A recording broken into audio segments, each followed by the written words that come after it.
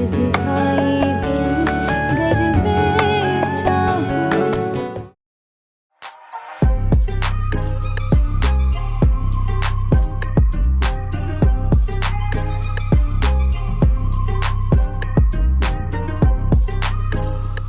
अस्सलामुअलैकुम एवरीवन, मैं हूं आपकी होस्ट फराह हाशमी और आपको फिर बहुत बहुत वेलकम करती हूं हमारे नए एपिसोड घर में चाहूं के। और आपको पता है कि हर बार मेरी कोशिश यही होती है कि कुछ ना कुछ इंटरेस्टिंग टॉपिक लाएं, अपनी ख़वातीन से उनके मसाइल के हवाले से पूछें। प्लीज़ अपना नाम बताएं। Iram Rizwan, clinical psychologist. और आप? मेरा नाम मरियम है और मैं स्पीच एंड लैंग्वेज पैथोलॉजिस्ट हूँ। आजकल यंग जनरेशन, जी हाँ, लड़कियों की, हमारी ख़वातीन की यंग जनरेशन के बेसिक मसाइल क्या हैं? मुझे लगता है कि आजकल की जो ख़वातीन हैं वो अपनी पर्सनल लाइफ से ज़्यादा अपने करियर पे फोकस करती हैं, जिसकी वजह से फिर क्योंकि वो अपनी लाइफ में इंटरेस्ट नहीं ले पा रही होती, जिसकी वजह से फिर उनको जो है वो प्रॉब्लम फेस करना पड़ती है, और ये ख़वातीन का सबसे बड़ा मसला है। और आप क्या कहेंगी इस हवाले से? मैं बिल्कुल एग्री करती हूँ इनकी बात से कि हमारे यहाँ अगर देखा जाए तो हमारी करियर में और हमारी पर्सनल लाइफ में मिसमैनेजमेंट की वजह से हमारी डिवोर्स के केसेस बहुत बढ़ गए हैं। बहुत ही इन्होंने एक वैलिड पॉइंट उठाया है कि देखा जाए तो पिछले कुछ अरसे में और आज के टाइमर जो रेशो है डाइवोर्स की वो कई गुना बढ़ी है। लेकिन यहाँ पे मैं आपसे पूछना चाहूँगी कि इसकी रीज़न क्या है कि ये जो रेशो अचानक से इतनी ज़्यादा इंक्रीज़ हुई है, तो आपके ख्याल में वजह क्या बनी? मेरे ख्याल में एक तो ये पॉइंट है कि हमारे करियर में हम बहुत ज़्यादा करियर ओरिएंटेड हो गए हैं, जिसकी वजह से हमने अपनी पर्सनल लाइफ को बहुत पीछे छोड़ दिया है और जो कहीं ना कहीं हमारे रिलेशनशिप्स को बहुत इफ़ेक्ट कर रही है। और सेकंड रीज़न मैं ये बताना चाहूँगी कि हमारे यहाँ हर कोई डोमिनेंट होना चाहता है। मेल चाहता है कि वो फीमेल पे डोमिनेंट हो, फीमेल चाहती हैं कि वो मेल पे डोमिनेंट हो। तो ये डोमिनेंसी की वजह से भी हम कहीं ना कहीं कंप्रोमाइज़ नहीं कर पा रहे होते, हमारी बर्दाश्त बहुत कम हो गई है, जिसकी वजह से हमारे रिलेशनशिप्स बहुत ड्रास्टिकली इफ़ेक्ट हो रहे हैं। आप क्या कहोगे कि क्या ये जो बर्दाश्त की कमी है वो रीज़न है डाइवोर्स रेट की इतनी इंक्रीज़ होने में, या फिर फोर्स मैरिजेस भी कहीं ना कहीं इसमें इन्वॉल्व हैं? मेरे ख्याल में यहाँ पे जो है ना, ये दोनों चीज़ें बहुत ज़्यादा अपना इम्पोर्टेंट रोल प्ले करती हैं। जैसे कि अभी इन्होंने कहा कि अपनी लाइफ पे फोकस नहीं कर पाते, अपने जो पार्टनर हैं उनको टाइम नहीं दे पाते, जिसकी वजह से एक तो ये रीज़न है। और फोर्स मैरिज, क्योंकि पेरेंट्स जो होते हैं, लाइक आबा और अजदाद में बच्चे पैदा होते हैं, उन्होंने फ़ौरन से कह देते हैं जी कि ये तो हमारा बच्चा है जी, अब तो इसकी शादी हमारे मतलब मेरे पोते के साथ होगी। जिसकी वजह से क्या होता है, जब बच्चे बड़े होते हैं, फिर उनकी कह लें जी कि उनकी थॉट्स चेंज होती हैं, उनके थिंकिंग पैटर्न और उनका लाइफस्टाइल चेंज होने की वजह से वो आपस में अंडरस्टैंडिंग नहीं होती। लेकिन वो फोर्सफुली मैरिज की वजह से जो है वो फिर डाइवोर्स का एक सामने आता है। अब बिल्कुल यहाँ पे जो इन्होंने बात की कि सोच मैच नहीं होती, कंपेटिबिलिटी इशू होता है, तो मैं आप लोगों से जानना चाहूँगी कंपेटिबिलिटी किसी शादी के लिए कितनी ज़रूरी है, क्योंकि आपकी जब तक सोच नहीं मैच करेगी, आपके ज़िंदगी गुजारने के तरीके मुख्तलिफ होंगे तो डेफिनेटली इश्यूज़ आएंगे। लेकिन क्या सिर्फ कंपेटिबिलिटी इशू की वजह से डाइवोर्स लेना सही है? जी बिल्कुल, कंपैटिबिलिटी हर चीज़ में, हर रिलेशनशिप में बहुत इंपॉर्टेंट होती है और बहुत ज़्यादा मेजर रोल प्ले करती है। लेकिन कंपैटिबिलिटी में भी अगर हम देखें तो लाइफ के साथ साथ अगर हम टाइम स्पेंड करते हैं वो कंपैटिबिलिटी बिल्ड हो सकती है। वही बात है कि अगर हम थोड़ा बर्दाश्त करें, थोड़ा कंप्रोमाइज़ करना सीखें, थोड़ा अंडरस्टैंडिंग सीखें, एक दूसरे को थोड़ा टाइम दें, तो कंपैटिबिलिटी भी बिल्डअप हो सकती है, कंपैटिबिलिटी को बिल्ड किया जा सकता है और इसके साथ साथ अपने रिलेशनशिप को भी बचाया जा सकता है। लेकिन जैसे कि आजकल हर इंसान चाहता है कि वो इंडिपेंडेंट है, उसे किसी दूसरे शख्स की ज़रूरत नहीं है। फीमेल्स चाहती हैं कि उन्हें मर्दों की ज़रूरत नहीं है, वो मर्दों के बगैर रह सकते हैं। मर्द कहते हैं कि जी फीमेल क्या करती हैं, कुछ भी नहीं करती, सारा दिन घर में फारिग रहती हैं। तो हमें ये बात समझने की ज़रूरत है कि मेल एंड फीमेल एक रिलेशनशिप में दोनों का एक इक्वल रोल है, दोनों इक्वली रोल प्ले करते हैं और जितना एक रिलेशनशिप में एक वेटेज मेल का है उतना ही फीमेल का है। तो रिस्पेक्ट दें एक दूसरे के लिए, अंडरस्टैंडिंग दें, अंडरस्टैंडिंग से, रिस्पेक्ट से कंपैटिबिलिटी बिल्ड हो सकती है। तो अगर हम कोशिश करें तो सिर्फ अंडरस्टैंडिंग से ही, सिर्फ वैल्यू एक दूसरे की वैल्यू करने से ही रिलेशनशिप्स को बचाया जा सकता है। बिल्कुल बचाया जा सकता है। और मेरा आपसे एक और भी सवाल है कि क्या कहीं आजकल की जो औरत है वो बहुत जल्दी हार नहीं मान जाते क्योंकि रिश्ते को टाइम देना चाहिए? जैसे कि अभी आपने कहा कि वक्त बहुत ज़रूरी होता है एक रिश्ते को बनाने के लिए, जोड़ने के लिए, तो क्या आजकल की औरत बहुत जल्दबाजी करती है रिश्ते बनाने में और रिश्ते तोड़ने में? प्लीज़ बताइएगा। जी बिल्कुल, मैं आपकी इस बात से एग्री करती हूँ क्योंकि फ़ीमेल जो हैं वो बहुत ज़्यादा जल्दबाज होती हैं। वो अपने रिलेशनशिप को बचाने की कई हद तक कोशिश करती भी हैं, लेकिन मोस्टली ऐसी होती हैं जैसे वर्किंग वूमेन जो होती हैं, क्योंकि वो इंडिपेंडेंट खुद को समझती हैं, इस वजह से उनके लिए ये रिश्तों को तोड़ना और जोड़ना उनके लिए इतना कोई मुश्किल नहीं होता क्योंकि वो खुद को इंडिपेंडेंट फील कर रही होती हैं।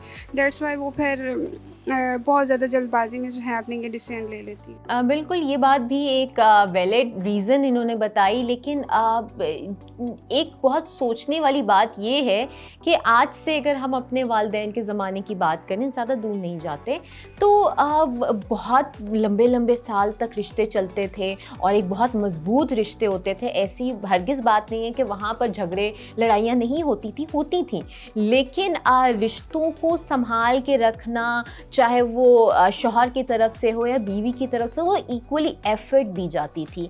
तो आपको क्या लगता है कि क्या रीज़न थी कि जो पहले शादियां चल जाती थी लेकिन एज़ कम्पेयर टू पहले ज़माने के अब शादियां जो हैं बहुत मुश्किल से चलती हैं?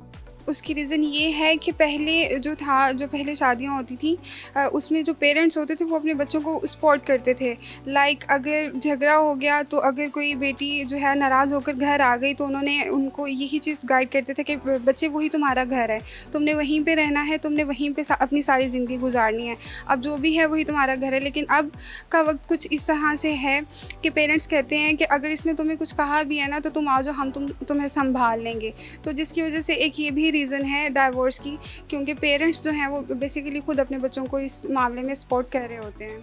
आप क्या कहोगे? मैं बिल्कुल एग्री करती हूँ इनकी बात से कि अगर हम अब थोड़ा पीछे जाएं तो हमारे पिछले ज़माने में या पिछले थोड़े वक्त में ऐसा होता था कि फैमिली कंबाइंड सिस्टम था।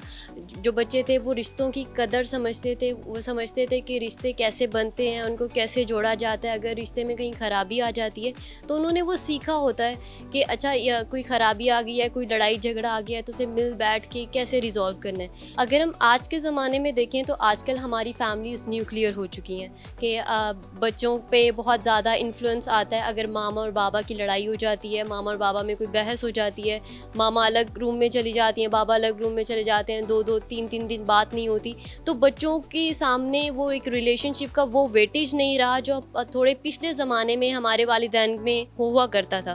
फॉर एग्ज़ाम्पल अगर हमारे वालिदैन में कोई बहस हो जाती है, कोई झगड़ा हो जाता है, सुबह झगड़ा होता है, शाम तक ठीक हो जाता है और उन्हें पता होता है कि उन्होंने उसी घर में वापस आना है, उसी फैमिली के साथ टाइम स्पेंड करना है, उन्हीं लोगों के साथ मिल बैठ के खाना है। लेकिन अभी वो चीज़ें अभी बाकी नहीं रही हैं।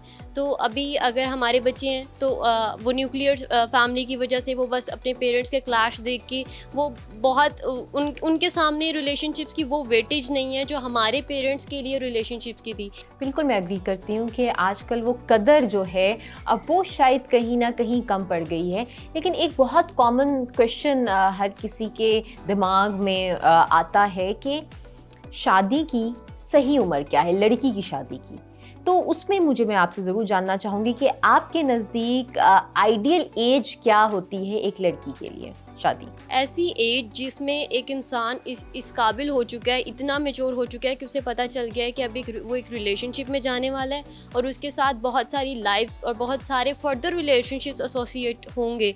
अगर वो इस पॉइंट को समझ रहा है तो वो उसकी आइडियल एज है। अगर हम फोर्सफुली मैरिज करवा देते हैं बच्चियों की, जब उन्हें पता ही नहीं होता कि ये रिश्ता है क्या, इस रिश्ते के पीछे, इस रिश्ते के साथ कई ज़्यादा रिश्ते मुंसलिक हैं, अगर वो इस बात को समझ भी नहीं रहे हैं, इस बात के लिए वो इतना मैच्योर नहीं हुए, तो मेरा नहीं ख्याल कि वो अगर 25 के भी हो गए हैं, वो 30 के भी हो गए हैं, वो 35 के भी हो गए हैं, तो फिर भी वो उनकी आइडियल एज नहीं होगी। आप क्या कहोगे?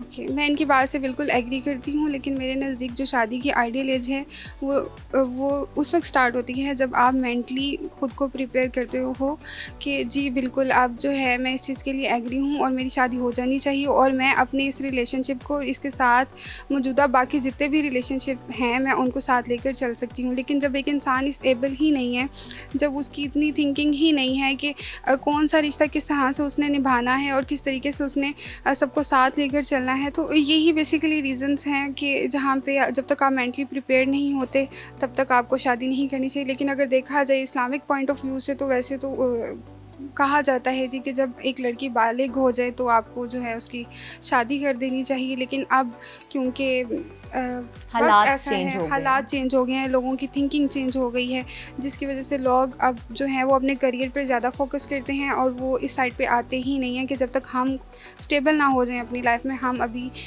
ये स्टेप नहीं लेना चाहते। बिल्कुल अग्री करती हूँ मैं आपकी इस बात से। और साथ ही साथ एक जो हकीकत है वो हम सब मानते हैं कि जो शादी वाला रिश्ता होता है वो किसी एक की जिम्मेदारी नहीं होती है, इक्वली शौहर और बीवी दोनों की जिम्मेदारी होती है निभाना। लेकिन ये भी सच है कि शादी के लिए आपका मेंटली रेडी होना बहुत ज़रूरी है। और जो लोग ये कहते हैं आइडियल एज कुछ नहीं होती, चाहे आप कुछ लोग कहते हैं लेट मैरिजेस नहीं करनी चाहिए, बट मेरा मानना या मेरी ख़वातीन का मानना भी यही है कि जब तक आप मेंटली किसी रिश्ते के लिए तैयार ना हो तब तक वो रिश्ता आप निभा भी नहीं सकेंगे। जी हाँ, अब आपसे मुलाकात होगी स्टूडियो में। ये जज़्बाए दिल गर मैं चाहूँ। ए जज़्बाए दिल घर में चाहूँ हर चीज़ मुकाबिल आ जाए, मंजिल के लिए 2 गाम चलूँ और सामने मंजिल आ जाए। अस्सलाम वालेकुम एवरीवन, मैं हूँ फराह हाशमी और आप सबको वेलकम करती हूँ हमारे इस शो में जिसका नाम है घर में चाहूँ। अस्सलाम वालेकुम, welcome to my show. Thank you so much. जिस तरीके से आपने एक औरत होते हुए अपने करियर को मैनेज किया, अपनी पर्सनल लाइफ के बारे में कहूँ तो उसको इतनी खूबसूरती तरीके से आपने मैनेज किया। मैं इस शो के हवाले से एक बात कहना चाहूँगी कि इसमें सिर्फ विमेन एम्पावरमेंट के हवाले से बातें नहीं होंगी, इसमें मसाइल होंगे। देखिए, औरत मुआशरे का वो हिस्सा है जिससे हर चीज़ जुड़ी हुई है, मर्द भी जुड़े हैं, बच्चे भी जुड़े हैं। ये मुआशरा पूरे का पूरा औरत पर मुनहसर है, आप इसे बिलीव करें या ना करें। 52% of the population of this country is female. तो जब आप ये एक्सेप्ट कर लेंगे ना कि इस मुल्क का हर मसला एक औरत से जुड़ा है, इस मुल्क का हर इस मुल्क की हर खुशी एक औरत से जुड़ी है, इस मुल्क की हर तरक्की एक औरत से जुड़ी है, तो ख़ुद ब खुद घर में चाहूँ जो है ना वो सक्सेसफुल हो जाएगा। सबसे पहले तो ये तो मेरा जो मैसेज है वो भी यही है कि जब आप उस औरत का मसला ठीक कर लेंगे ना तो सारे मसले एक एक करके दुरुस्त हो जाएंगे। इतनी खूबसूरत तरीके से आपने कहा कि बेसिकली अगर आप पूरे माशरे की बात करो तो शायद अगर आप औरतों के मसाइल सॉल्व कर दो या उनकी बात सुन लो तो काफ़ी हद तक माशरा जो है वो ठीक हो जाएगा।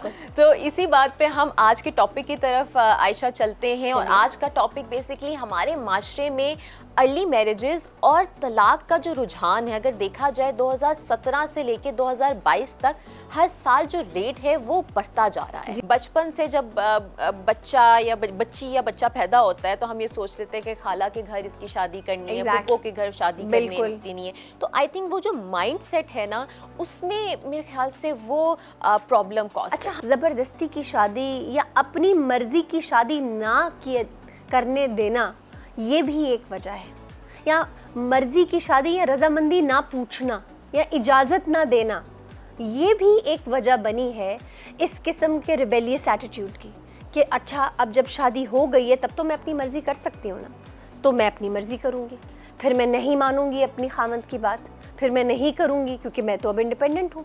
क्योंकि बचपन से बच्ची को ग्रूम किया जाता है कि तुम अब जब तुम्हारी शादी होगी तो तुम ये सब कर लेना। अच्छा, शॉर्ट स्लीव्स पहननी है, नहीं, जब तुम्हारी शादी होगी तब तुम पहन लेना। ऑफ स्लीव्स पहनने, नहीं, जब तुम्हारी शादी होगी अपने ससुराल जाके कर लेना। जब अच्छा मैं जीन्स पहन लूँ, नहीं, जब तुम्हारे ससुराल जाओगी तब पहन लेना, इस घर में नहीं, भाई के सामने नहीं पहनना, ये नहीं करना, शादी होगी तब कर लेना। हर चीज़, यानी ज़िंदगी का प्राइम क्या होता है कि शादी करेंगे, शादी करने के बाद ये सब कर लेना। शादी को एक इजाजत की तरह नहीं कंसीडर नहीं, किया शादी जाता है को कि एक गोल बना दिया जाता है बच्चियों की ज़िंदगी के लिए। यानी गोल ये नहीं होता, अटेनेबल गोल नहीं होता, यानी कि आप ज़िंदगी में कोई करियर बना लें, आप ज़िंदगी में बच्ची को कोई एक ऐसा गोल दे दें जिसमें वो मतलब ग्रूम करके कहीं पहुंच जाए, वो माशरे का एक बेहतर इंसान बन जाए।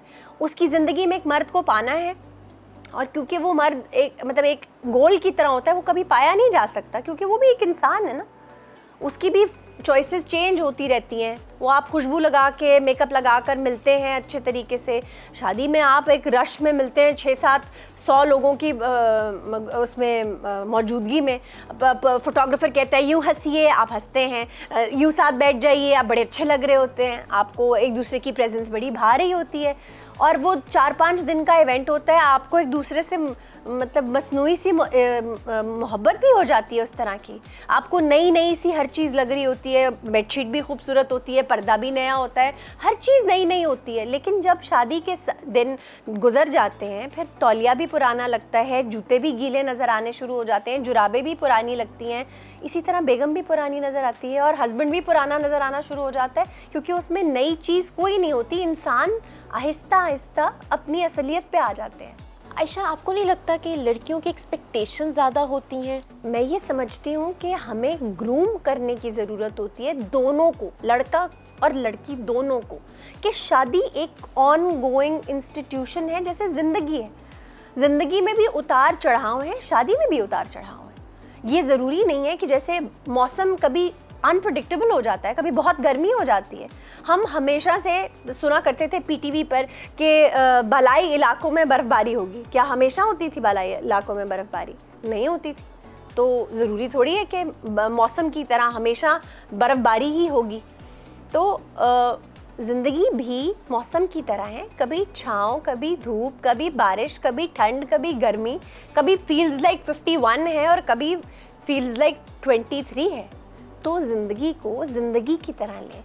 कभी आपको गर्मी लग रही है तो कभी अगले को सर्दी लग रही है, इसी तरह ज़िंदगी को ज़िंदगी समझें।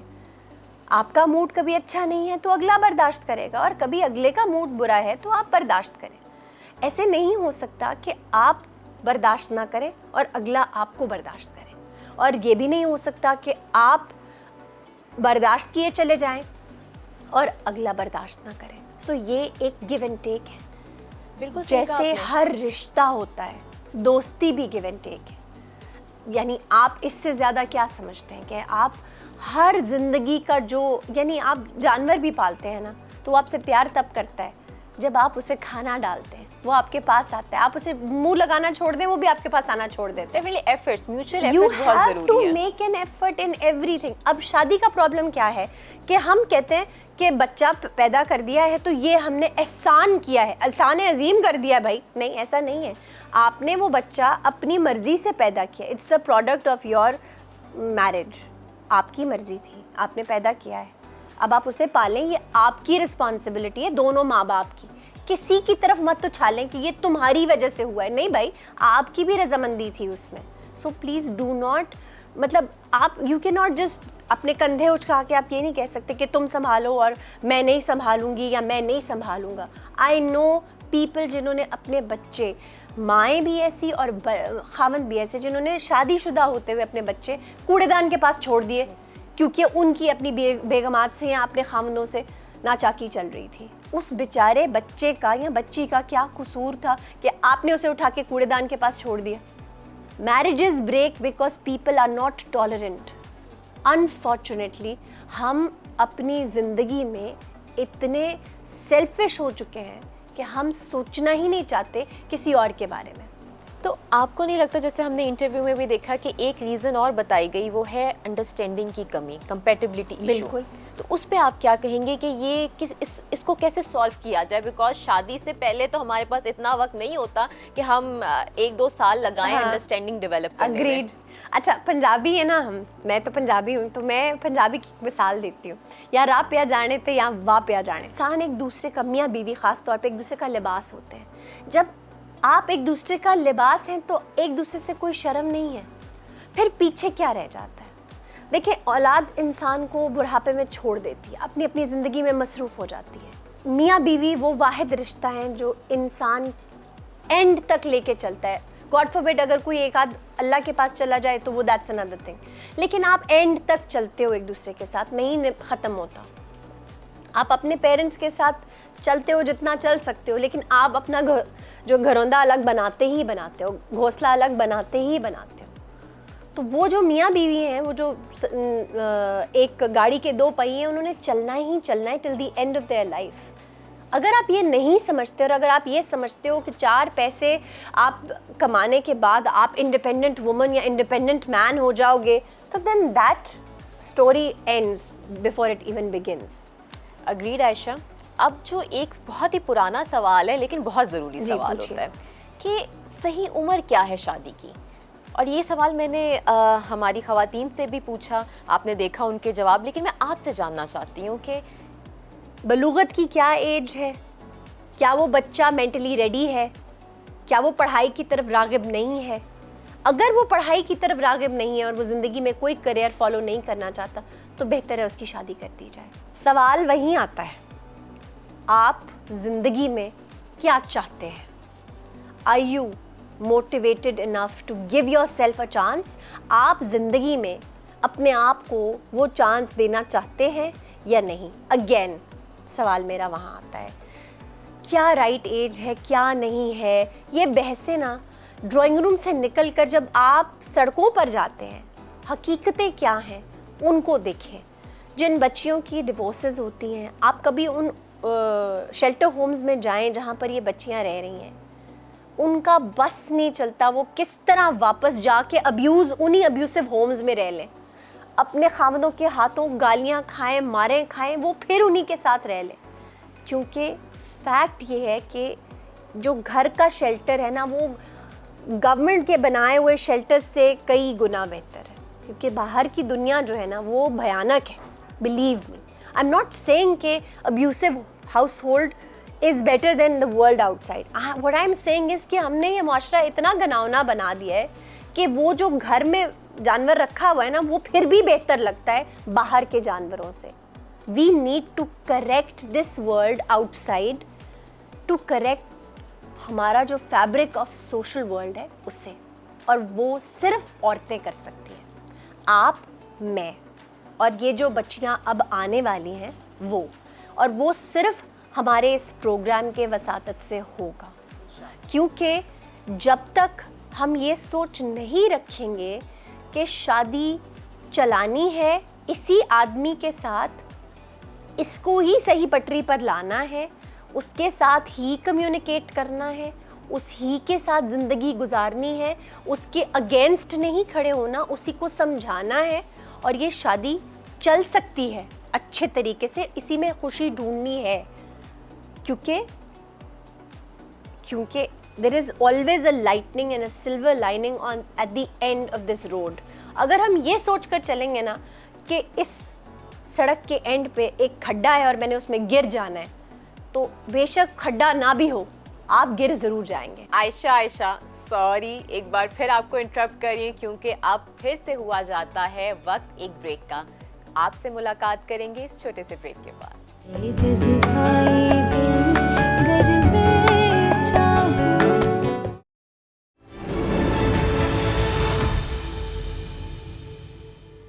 जी, जहाँ तक तलाक की बात आपने की है कि पाकिस्तान में तलाक की रेशो की बढ़ती हुई वजूहात, तो वो तो बहुत सारी वजूहात हैं, बट हमारे पास जो केसेस आते हैं उसमें ज़्यादातर जो वजूहात होती हैं वो उसमें अदम बर्दाश्त है और एक दूसरे से अनरियल एक्सपेक्टेशंस है।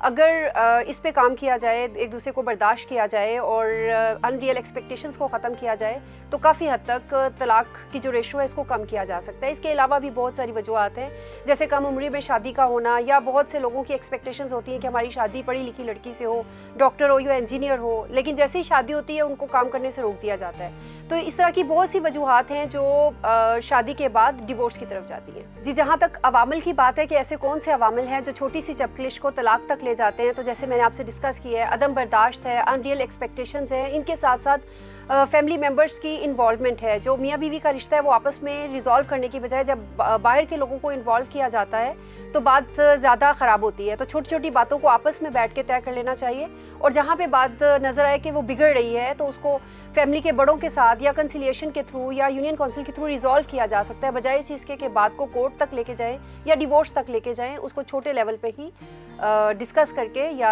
रिजॉल्व किया जा सकता है। खुला के केसेस की बढ़ती हुई वजह आप औरत की खुद एतमादी और अवेयरनेस को दे सकते हैं, लेकिन सारी की सारी बात सिर्फ उसकी अवेयरनेस और खुद एतमादी पे नहीं आती।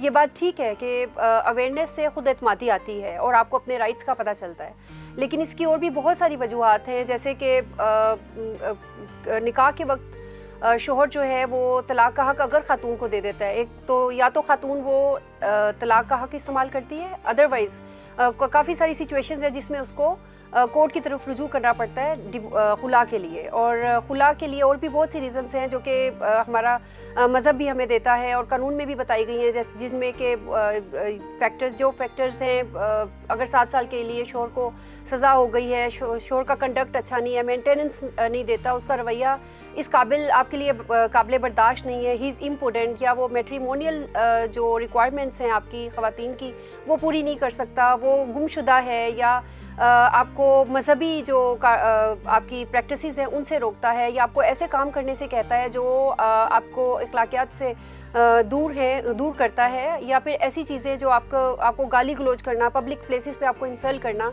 तो इस तरह की बहुत सी ऐसी चीज़ें हैं कि ख़वातीन ये समझती हैं कि इस तरह की ज़िंदगी गुजारने से बहुत बेहतर है कि हम खुला की तरफ जाएं, और जो ये फैक्टर्स जो हैं वो खुला की रीज़न्स बनते हैं।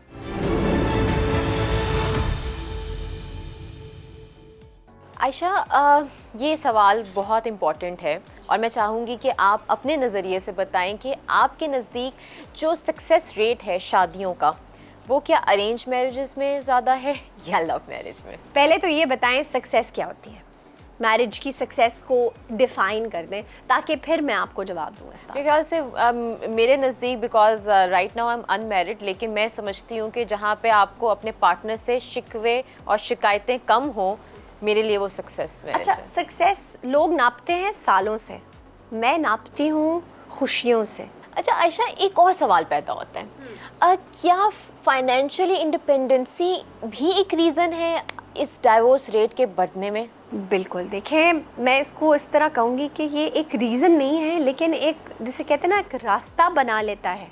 अगर आप पीछे जाएं तो मर्द को अल्लाह ताला ने मुहाफ़िज़ बनाया है औरत का शादी के रिश्ते में, और कवाम बनाया है, यानी पालने के लिए एक अथॉरिटेटिव इंसान बनाया है कि वो पालेगा, फाइनेंशियली उसका बर्डन उठाएगा। अब हमारे यहाँ क्या होता है कि जो ही मर्द देखता है कि औरत फाइनेंशियली इंडिपेंडेंट हुई है, वो झट से उसे कहता है अपने खर्चे खुद उठाओ। ऐसा ही है। अब औरत जो सदियों से पिस रही होती है, जो पहले से पिस रही है, और वो जब देखती है कि अब मेरे हाथ में 4 पैसे आए हैं, बातें सुन रही होती है, मुसलसल सुन रही होती है। जब उसके पास पैसे आने शुरू होते हैं तो वो इंटरनली स्ट्रॉन्ग होना शुरू हो जाती है, और जब वो देखती है कि मर्द जो मुझे पहले मतलब छोटी छोटी सुना लेता था और अब मेरे पास पैसे आ रहे हैं और उसने मुझे फाइनेंशियली कहा है कि तुम अब अपने खर्चे भी खुद उठाओ, तो मैं इसकी बातें क्यों सुनूं? ठीक है, तो वो आहिस्ता आहिस्ता ताकत पकड़ना शुरू कर देती है। फिर वो लेती है बदला, पहले कुछ बातें सुनाती है, और जब उसे लगता है कि उसकी बर्दाश्त से बाहर हो गया, फिर वो झट से अपना बदला हटा देती, फिर वो अलग रास्ता इख्तियार कर लेती है इन एन एक्सट्रीम फॉर्म कि बस मुझसे अब बर्दाश्त नहीं होता, और फिर घर टूट जाता है। ये अक्सर देखा गया है कि जिन घरों में नाचाकियाँ होती हैं उनमें फाइनेंशियल इंडिपेंडेंस भी एक बहुत बड़ी रीज़न बनती है। इसीलिए ये भी देखा गया है कि जो औरतें फाइनेंशियली इंडिपेंडेंट होती हैं उनसे उनके आदमी उनके हाथ से उनकी दौलत यानी उनकी तनख्वाह ले लेते हैं, उनके हाथ में पैसा रहने नहीं देते कि तुम बेवकूफ़ हो, तुम खर्च कर दोगी, तुम मुझे दे दो, तुम्हें जब चाहिए होंगे तुम मुझसे ले लेना। और अक्सर औरतें मोहब्बत में सरशार होकर पैसे अपने खामन के हाथ में दे देती हैं। इसमें कोई बुराई नहीं है, मैं फिर कह रही हूँ, मोहब्बत में, सच्चाई में, इश्क में, और एक मर्द की मतलब मोहब्बत जो है, देखिए एक आदमी है ना, उसकी दर हकीकत मोहब्बत यही है कि वो देखे अगर बीवी ज़्यादा खर्च कर लेगी या गलत जगह खर्च कर देगी तो वो अपनी बेगम से पैसे ले ले और उसकी हस्बे ज़रूरत उसको दे दे। लेकिन अगर वो ये मैनिपुलेटिवली कर रहा है, अगर वो ये ज़्यादती कर रहा है, तो उसे नहीं करना चाहिए। देखिए, बहुत इम्पॉर्टेंट चीज़ क्या है कि आपकी नीयत क्या है, मर्द की नीयत क्या है, औरत की नीयत क्या है, क्योंकि ये एक इंसान ही है जिसको रब ने रिश्ता जोड़ने की एक रिश्ता जोड़ने की जो होती है ना सलाहियत जी। पैदा की है। इंसान को अल्लाह ताला ने ये सिर्फ बख्शी है कि हम ये कहें रिश्ता जोड़ें, ये मेरा मग है, ये मेरे कपड़े हैं, ये मेरी कुर्सी है, मेरी बीवी है।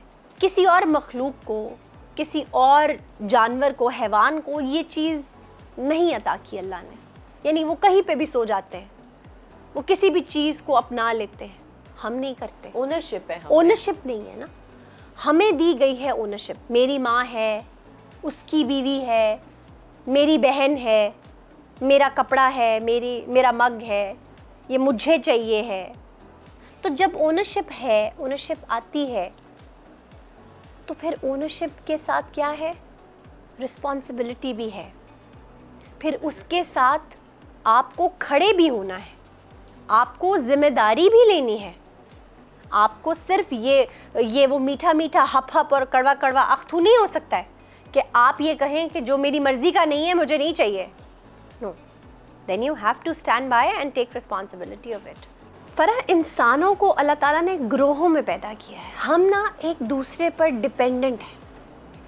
जो जानवर है ना वो इंडिपेंडेंट है, वो खुद खा लेते हैं, पी लेते हैं, अलग रह लेते हैं।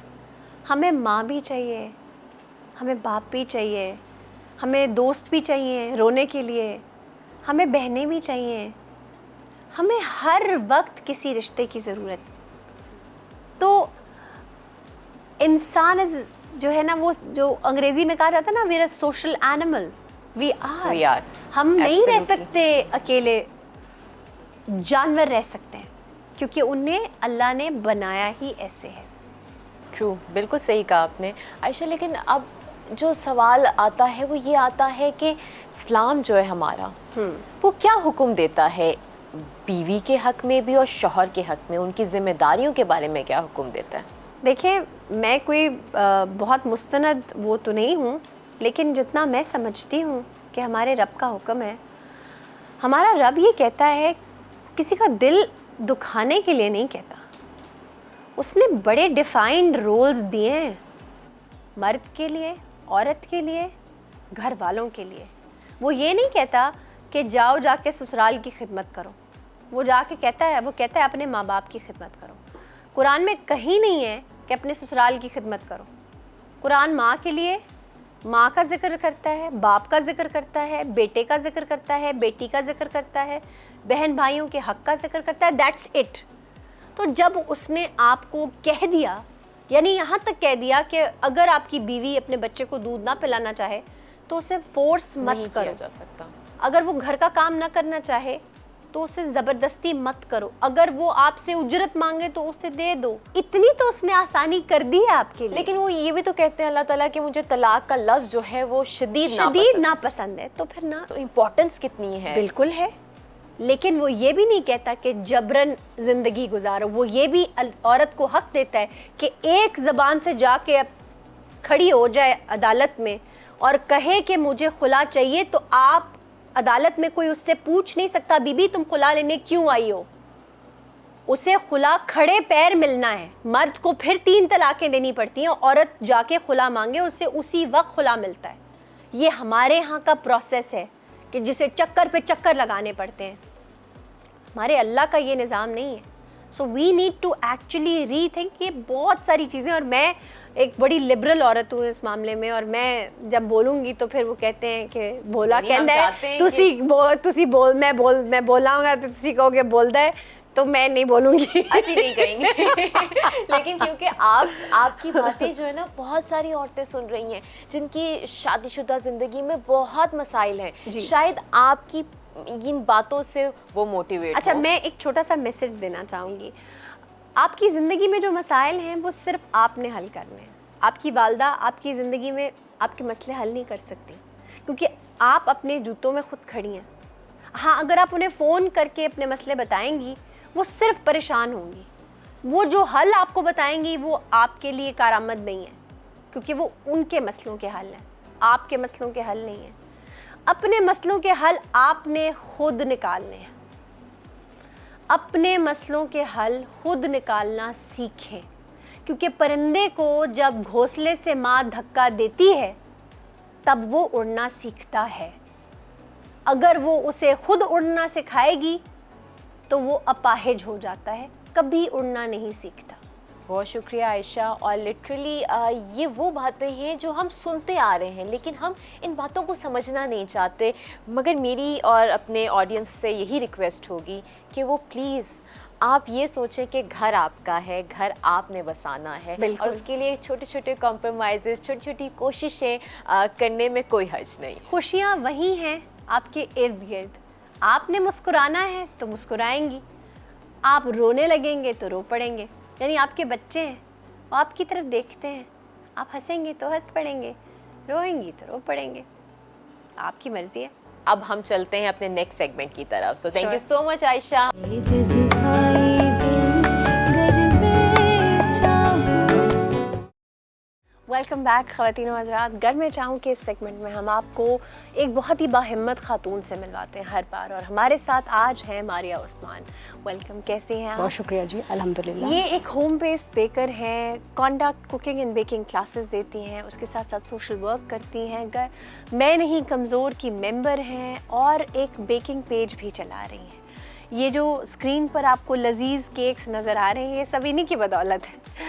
मारिया, ये बताइए कि इस एफ़र्ट के पीछे क्या इंस्पिरेशन थी? इंस्पिरेशन सबसे बढ़कर तो एक सेल्फ़ सपोर्ट था, अपने आप को इंडिपेंडेंट करना। और इंडिपेंडेंट के साथ जब तक आप खुद इंडिपेंडेंट नहीं होते हो तो आप लोगों को सपोर्ट नहीं कर सकते। तो वो स्टार्ट से ही कहीं एक जज्बा था। बट अनफॉर्चुनेटली जिस फैमिली से मैं बिलोंग करती थी उसमें फ़ीमेल्स को एजुकेट तो किया जाता था, लेकिन वहाँ पे उनका कोई जॉब करना कुछ अच्छा कंसीडर नहीं किया जाता था। अच्छा, तो फिर आपको किसने सपोर्ट किया? सपोर्ट सिस्टम इसी तरह था कि जिस तरह हम एक सोशल सेटअप होता है, शादी हो गई और शादी के बाद मुझे एक ख्वाहिश थी कि चले मेरे हस्बैंड या मेरे इन-लॉज सपोर्ट करेंगे। But same with the case as जैसे कि मेरी पिछली फैमिली में था कि यानी माँ बाप की तरह ससुराल ने भी सपोर्ट ना किया? एग्जैक्टली। अच्छा, एक सोशल सेटअप होता है ना, आपकी एक फैमिली का सेटअप होता है। फैमिली के सेटअप हमारा ऐसे ही था कि वहाँ पे फीमेल्स काम नहीं करती हैं, घर में रहती हैं और इस तरह so on. So after marriage जब ये वाली सिचुएशन हुई मेरे साथ, तो ऐसा नहीं था कि मुझे घर को प्रायोरिटी नहीं देनी थी। हमेशा से मुझे यही था कि हर चीज़ मेरी लाइफ में परफेक्ट हो, एटलीस्ट मैं कोशिश करूँ। उसमें फिर ये था कि जी लाइफ चेंज हो जाएगी, वक्त के साथ साथ चीज़ें बेहतर हो जाएंगी, इंशाल्लाह मुझे सपोर्ट मिलेगी और मैं कुछ कर पाऊँगी। बट ऐसा कुछ भी नहीं हुआ। जब मेरे ऑलमोस्ट बच्चे थोड़े से बड़े हो गए, स्कूल गोइंग होना शुरू हो गए, तो उस वक्त मुझे लगा कि अब वो पॉइंट आ गया कि अब अगर मैंने कुछ ना किया तो शायद मैं अपनी लाइफ में कभी भी कुछ ना कर सकूं। अब मुझे कुछ करना है, जज्बा था कुछ ना कुछ करके दिखाने का। तो उस वक्त फिर मुझे था कि मैंने सोचना ये था कि वो क्या ऐसा काम है जो मैं घर में रह के भी कर सकूं, जिसमें मेरे घर भी डिस्टर्ब ना हो, मेरे हस्बैंड भी डिस्टर्ब ना हो और मैं खुद से कुछ करूं। अगेन अगर आप कह लो कि कोई बहुत बड़े कोर्सेज़ वगैरह मैं करूं, क्योंकि ज़ाहिर है कि मेरी एजुकेशन या मेरी उस तरह की स्पेशलिटी स्किल्स तो नहीं थी बेकिंग में, राइट। तो उसके लिए भी अफोर्डेबिलिटी नहीं थी इन दैट सेंस कि ये तो सब एक सपोर्ट सिस्टम के साथ है। आपको एक फैमिली को लुक आफ्टर करना है, आप 100% अपनी उस फैमिली में हो, और उसके बाद आप जब कुछ अपने लिए मांग रहे होते हो ना, तो उस वक्त एक सोसाइटी आपको उस तरीके से कभी एक्सेप्ट ही नहीं कर पा रही होती। राइट, आपके उस इंडिपेंडेंस को नहीं एक्सेप्ट कर पा रहे। एग्जैक्टली। तो फिर मुझे ये ख्याल आया कि चलें कुछ मैं शॉर्ट कोर्सेज़ करती हूँ। कस्टमाइज्ड केक मुझे इंस्पायर करते थे, नेट से भी मैं चीज़ें देखती थी, तो मुझे वो लगता था कि ये एक ऐसी चीज़ है जिससे सेल्फ सपोर्ट भी मिलेगी, स्ट्रेस को एक मेंटल सेटिस्फेक्शन भी मिलेगी, और सबसे बढ़कर के जब मैं ये करूँगी तो मैं किसी के लिए भी कुछ कर सकती हूँ। अगेन कुछ शॉर्ट कोर्सेज़ किए मैंने कस्टमाइज्ड केक के, और अपना उसमें आपको सपोर्ट मिली हस्बैंड से? वो ये था कि शॉर्ट कोर्सेज़ थे, एक 2 डेज़ के कोर्सेज़ थे, तो उसमें फिर ये होता था थोड़ा सा मनाना पड़ता था उनको, थोड़ा सा कायल करना पड़ता था, और फिर ये है कि वो जब मैंने शॉर्ट कोर्सेज़ किए उसके बाद सेल्फ टॉट बहुत सारा काम किया, अपना पेज बनाया, और इवन कोई एक्सपेक्ट भी नहीं कर रहा था कि घर बैठे मुझे अपना फ़र्स्ट केक का ऑर्डर मिला। एक रैंडम पेज, मतलब जस्ट एक पेज था जिसकी शायद लाइकिंग भी उस वक्त कुछ भी नहीं थी। और वो दिन जाए, आज का दिन जाए, मैंने फिर मुड़ के नहीं देखा। मैंने अपने केक्स जो मेरे हैं अल्हम्दुलिल्लाह 6 ईयर से ऑल ओवर लाहौर, बहुत सारे सेलिब्रिटीज़ को भी मेरे केक्स जाते हैं, ऑल ओवर लाहौर भी जाते हैं। मेरा Facebook page more than 23,000 followers के साथ चल रहा है। मेरी वेबसाइट्स भी हैं, उसके साथ साथ मैंने कुकिंग और बेकिंग क्लासेस का सिलसिला भी स्टार्ट किया। फिर एक टाइम आता है कि जब आपको लोग अप्रिशिएट करना शुरू करते हैं, वही लोग जो आपको अप्रिशिएट नहीं कर रहे होते, या वो लोग जो आपको सपोर्ट नहीं कर रहे होते। जब आप सराउंडिंग्स में एक ही आवाज़ सुनते हो कि जी हाँ कुछ चीज़ अच्छी है, कुछ क्वालिटी अच्छी है, एक एप्रिसिएशन आप सुन रहे होते हो, तो फिर आपके वो लोग जो आपको सपोर्ट नहीं कर रहे होते उस वक्त वो भी सपोर्ट करना शुरू कर देते हैं। फिर आहिस्ता आहिस्ता वहाँ से भी सपोर्ट मिलती गई। फिर अल्हम्दुलिल्लाह अभी रिसेंटली मैंने अपनी इवेंट प्लानिंग का भी काम स्टार्ट किया। ज़बरदस्त, यानी आपने केक के साथ साथ आप फूड एंड केटरिंग में भी जाना चाह रही हैं। जी जी। और अल्हम्दुलिल्लाह मैंने डिज़र्ट्स बार लाहौर में ऐसी डिज़र्ट्स बार दी हैं जो बिल्कुल एक न्यू कॉन्सेप्ट्स हैं। इसी तरह अगर आप देख लें कॉफ़ी स्टेशंस लगते हैं, ब्रंच के ऑर्डर्स लगते हैं, तो जो मेरी स्पेशलिटी है वो ये है कि आप जिस तरह मैं कस्टमाइज्ड केक में काम कर रही थी, इसी तरह केटरिंग में भी मैं एक कस्टमाइज्ड चीज़ लेके आना चाह रही हूँ कि चीज़ें हों वो लाइव हों। आप अपने घर पे या एक बड़ी गैदरिंग भी हो उसके लिए आप वो सब कुछ कर सको।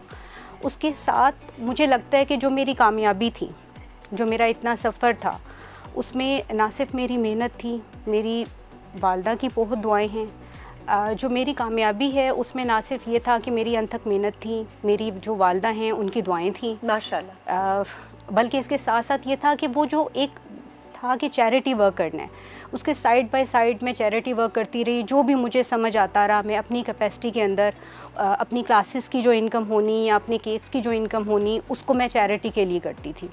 उसके बाद अल्हम्दुलिल्लाह। तो आप उससे प्रॉफिट नहीं रखती थी? नहीं, प्रॉफिट तो मैं थ्रू आउट द ईयर ले रही हूँ ना। प्रॉफिट रखती थी लेकिन उसमें से कुछ हिस्सा आप दे देती? नहीं, इस तरह भी नहीं होता था। इस तरह होता था कि कुछ क्लासेस को मैं चैरिटी बेस्ड कर देती थी और उस चैरिटी बेस्ड को मैं एक मोटिव के थ्रू करती थी। अच्छा। ताकि लोगों को भी ये शऊर हो कि जो मैं काम कर रही हूँ वो आप करें। फॉर एग्जांपल सीरिया के जो बच्चे थे, जब एक टाइम आया कि वहाँ की सिचुएशन काफ़ी ख़राब थी और बग़ैर एंथीजिया उन लोगों को ऑपरेट किया जा रहा था जब बॉम्ब शेलिंग हो रही थी, तो उससे ये हुआ कि मैंने सीरिया का नाम लेकर कुछ अपनी क्लासेस, अपनी सर्विसेज दी और लोगों को भी बताया। इसी तरह जैसे ग्रीन पाकिस्तान के हवाले से काम किया, डैम फंड्स के हवाले से काम किया, अपनी सर्विसेज देती थी।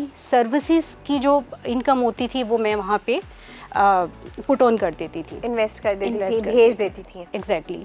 आफ्टरवर्ड आहिस्ता आहिस्ता इसी तरह कुछ नाम हुआ क्योंकि बहुत सारी ख़वातीन से मेरी इंटरेक्शन होना शुरू हो गई।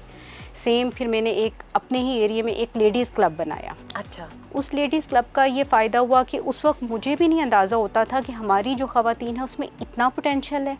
उनमें कुछ ख़वातीन तो प्रॉपर स्ट्रॉन्ग ख़वातीन थी जो काम भी कर रही थी, घर को भी लेके चल रही थी, लेकिन कुछ ऐसी ख़वातीन थी जो छोटे मोटे बाय एंड सेल कर रही थी और कुछ ऐसी थी जो उनसे मोटिवेट होकर कुछ करना चाहती थी।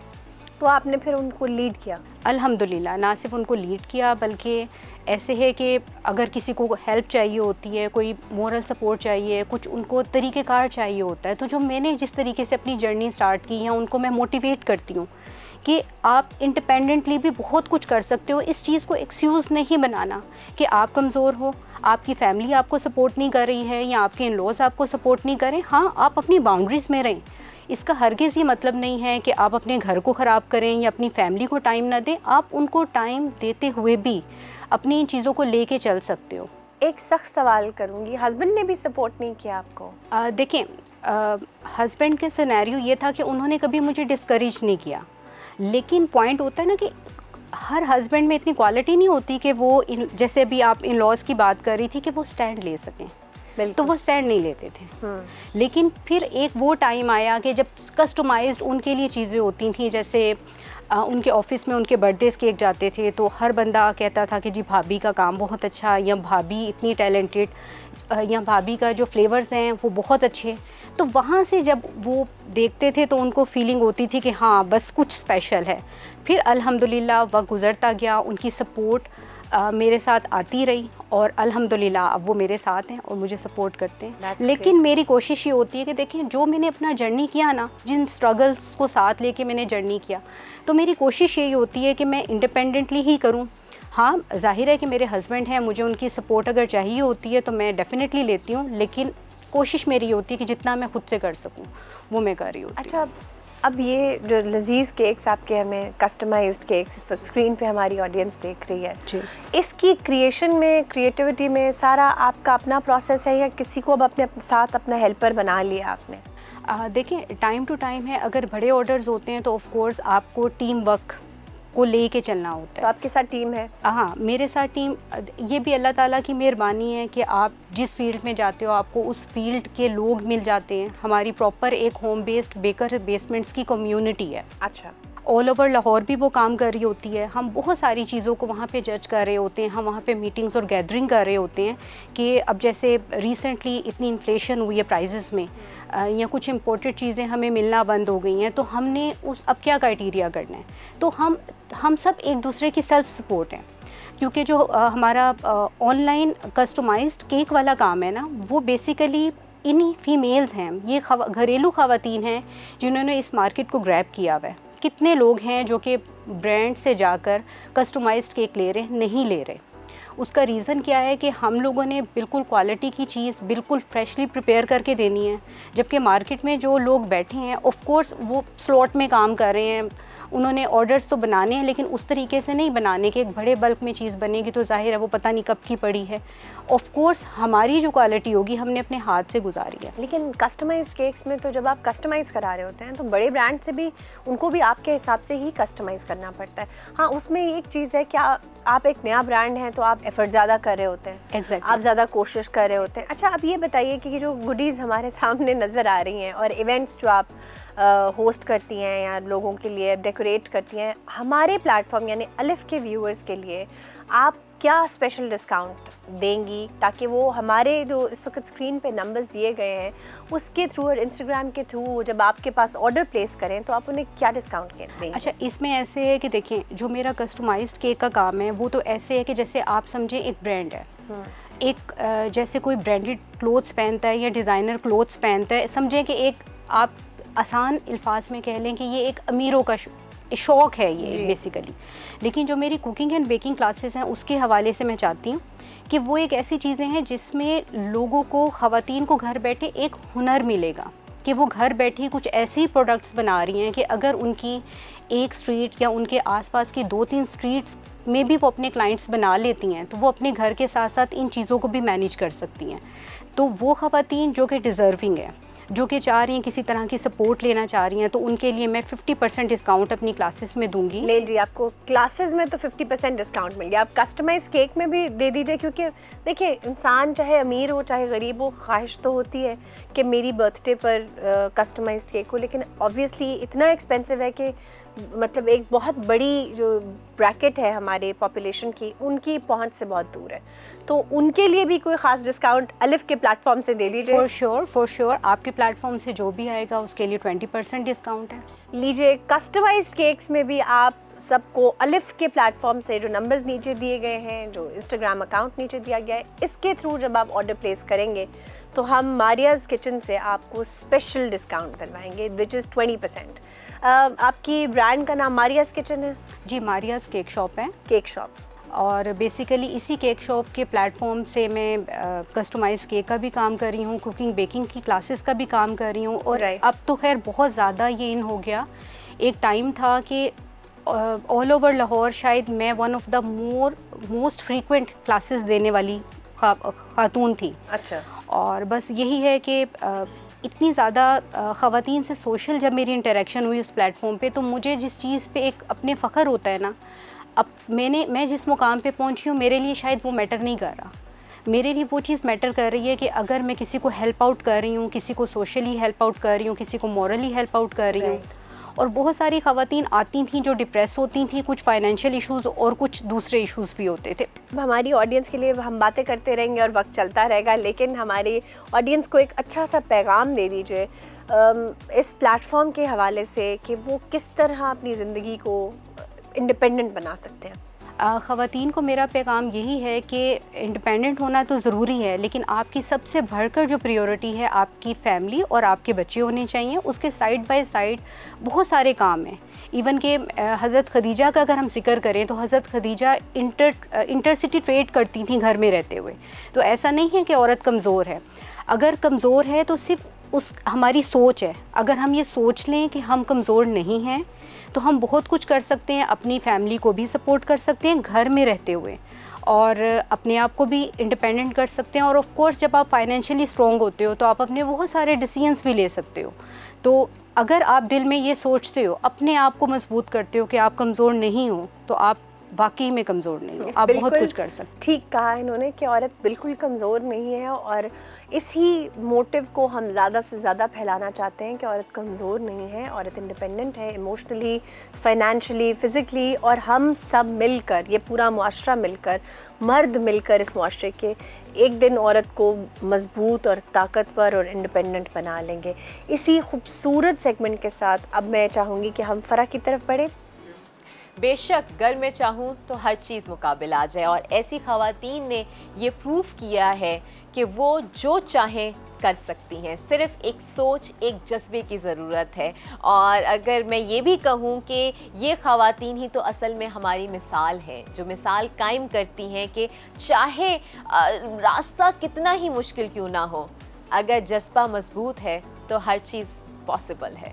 और इसी के साथ ये शो यानी कि गर मैं चाहूँ का इख्तिताम हुआ जाता है, इस एपिसोड का इख्तिताम हुआ जाता है, इस उम्मीद के साथ कि अगले एपिसोड में भी हम कुछ इसी तरीके से सक्सेस स्टोरीज डिस्कस करेंगे। ये जज्बाए